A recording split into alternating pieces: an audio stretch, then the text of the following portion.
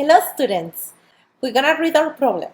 Which of the following values for n makes the equation true? I'm not doing cubes again because it's very straightforward. We have to find the value of a variable. We can do it in two different ways.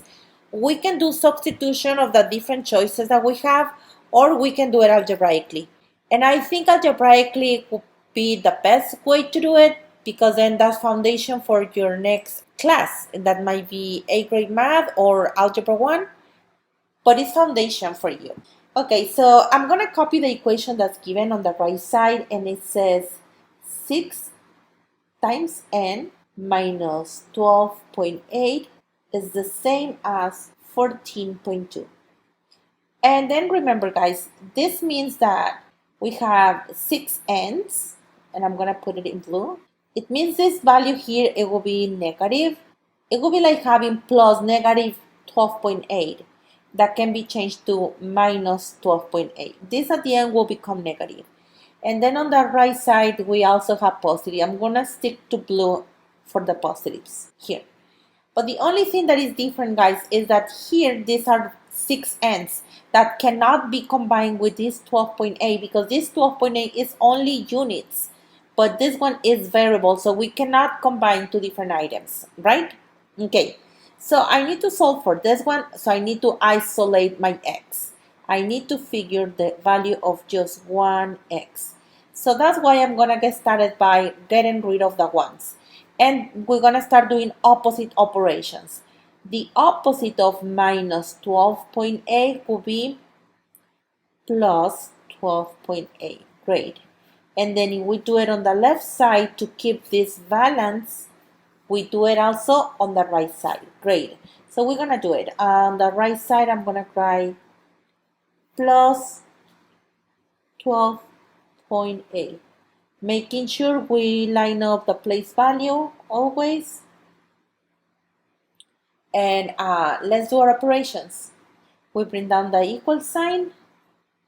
I will bring it down. I'm going to do the addition on the right side. Tenths to tenths. 2 plus 8, that's 10. 0 and we carry 1. 1 plus 4, that makes 5.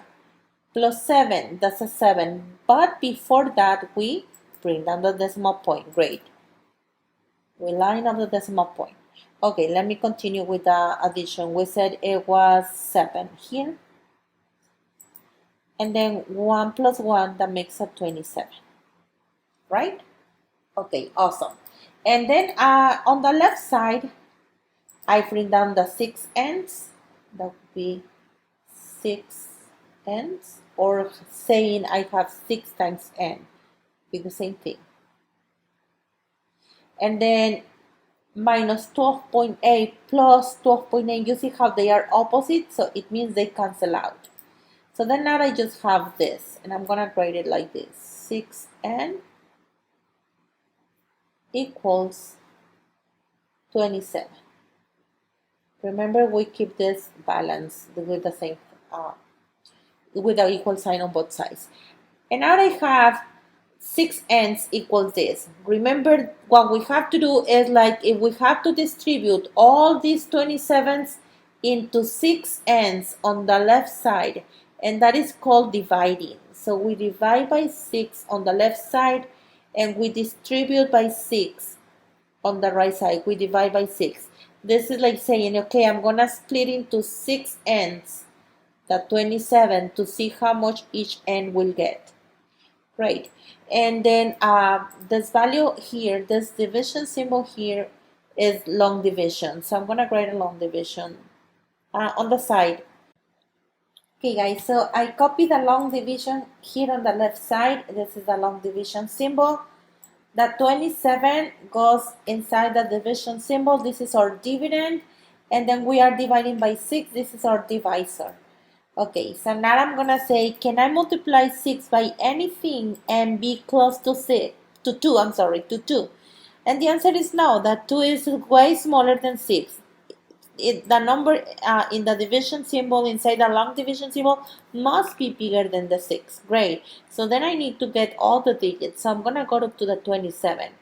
And I'm going to remember my timetable. 6 times 4, 24. Great. 6 times 5, 30. And that's more than 27. So we need to stick with that 4. Great. Like we said, 6 times 4, 27. And then we do the subtraction. 7 minus 4, that's going to be 3. And 2 minus 2, that's going to be 0. Okay. And then if I take a look at the answer choices here on the left side, I see they have decimals. They don't have fractions. So in that case, I'm gonna continue so I can get a decimal. Great. Because I already exhausted all the digits, it's like having a decimal point behind the 27, right? So the decimal point now goes to the top, and this like it's not here anymore. Now we can add a 0, and the 0 goes down. So we write the 0 right here. And now I'm gonna do 6 times what is gonna be a 30. Yes, you know, right? It's gonna be a 5. Great.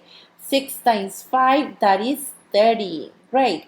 30 minus 30, that's gonna be 0.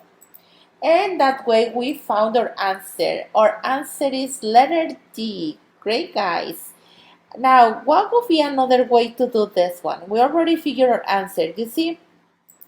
And method 1 is algebraically. Do the process of opposite operations. Opposite of subtracting 12.8 is adding 12.8. And you see we did it on both sides.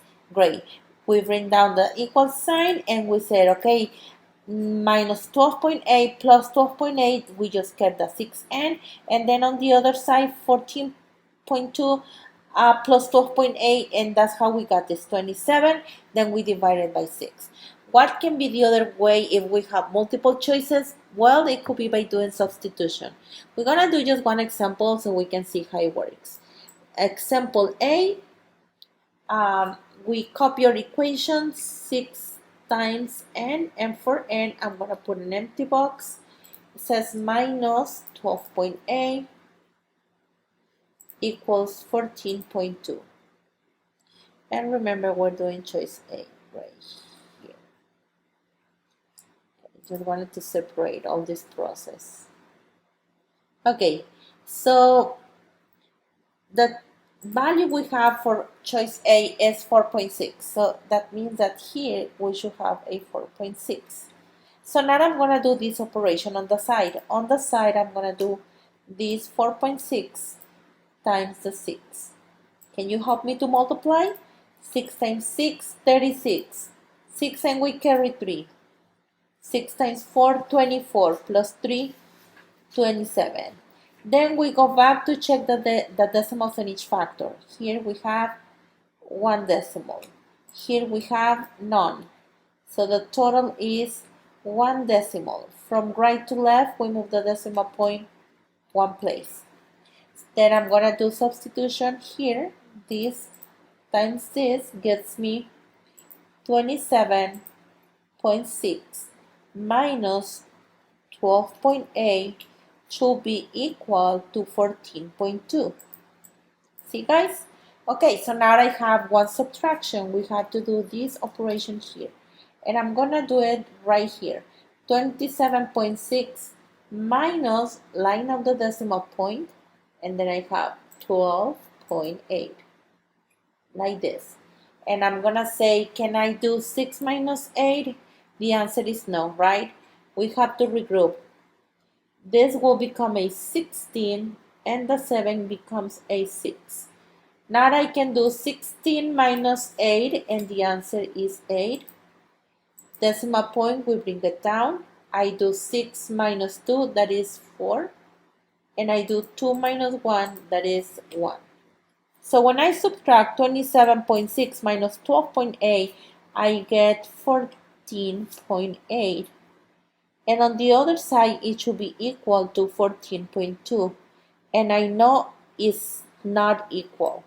So the only value that could work would be this 4.5 right here. So A cannot really be the answer. This just was an example on how to do substitution, and we stick to the answer that we found algebraically. Okay, guys, thank you.